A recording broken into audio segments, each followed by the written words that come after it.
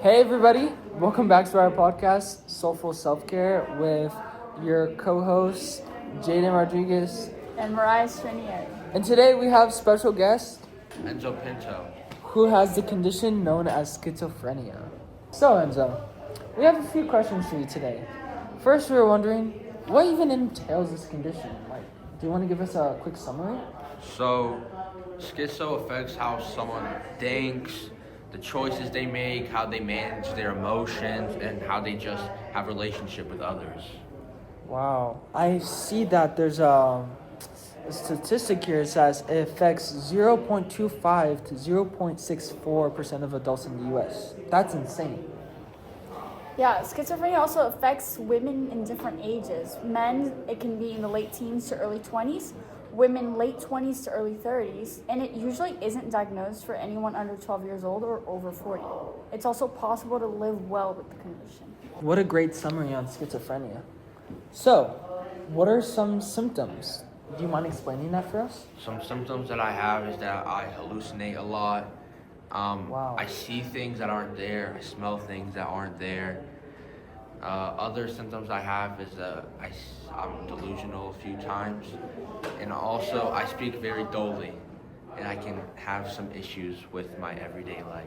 So, you have delusions, and it must be really hard to communicate with people. It is very hard. A few times I can't speak what I'm trying to say.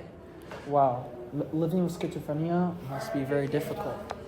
So, co-host, is there any types of schizophrenia that you know of? There isn't exactly types, but it works as sort of a spectrum. There are people who experience worse symptoms more frequently and people who experience it less. So, Enzo, the question that's been on everyone's mind so far, what even causes schizophrenia? Can you describe that for us? Yes, there's many things that cause schizophrenia. One of them is just pure genetics. My aunt had it, so I got it from her. But Wow. there's also many different ways you can get it from, like drug abuse, like marijuana or other things like that.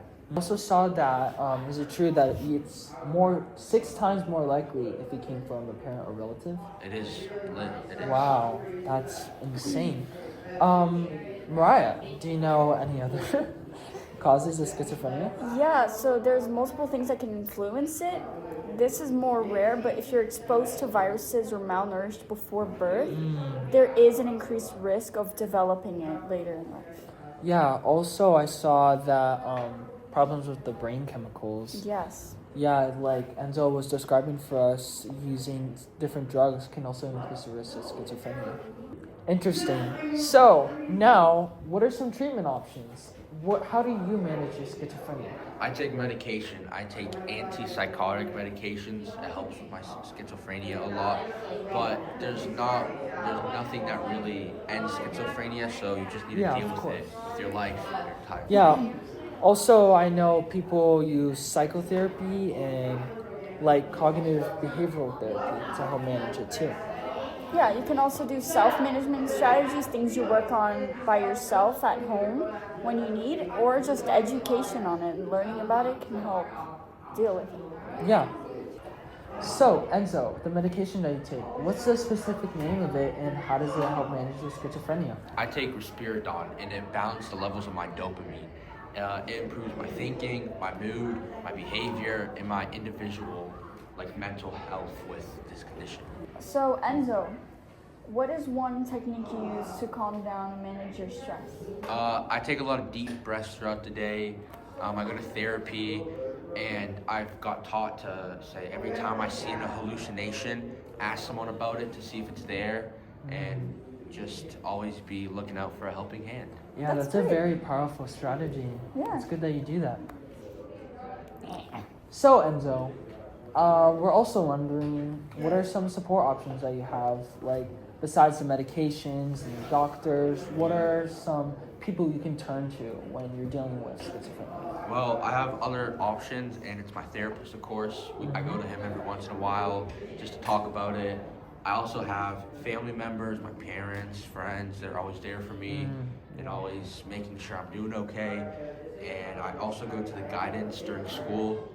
It's just a safe space, and whenever I'm stressed out, I can just go down there and talk what's on my mind. No, yeah, that's very powerful. Thank you. Mariah, do you know any other strategies? Yeah, of course. Locally, we have, if you go to Psychology Today, there are multiple therapists in your area that you can find that work specifically with your conditions. Schizophrenia, for example. There are therapists in Boylston. There's Christina Dono. She specializes in trauma, PTSD, obsessive compulsive disorder, and psychosis, so schizophrenia, and you can find all those people are just around you or wherever you are for any condition. Wow, that website seems really interesting. I'll check it out when I have a chance. Okay, and to wrap up our podcast today, we're just gonna talk about a little bit on how to be more compassionate about people with schizophrenia. So, do you want to lead us with that? Yeah, of course. If you want to be more empathetic and understanding, which I think we all should, keep a level head when communicating with them. Understand that they might be experiencing things that are not, and that can be really scary for them. Offer help, offer to understand them and see where they're coming from, understand the condition and the symptoms so you can do what you can. Yeah, also like kind of watching podcasts like ours helps yourself become more educated and educate your friends, your family too, just because you don't really know what someone's going to be going through. And so lastly, Enzo, we have one more question left for you.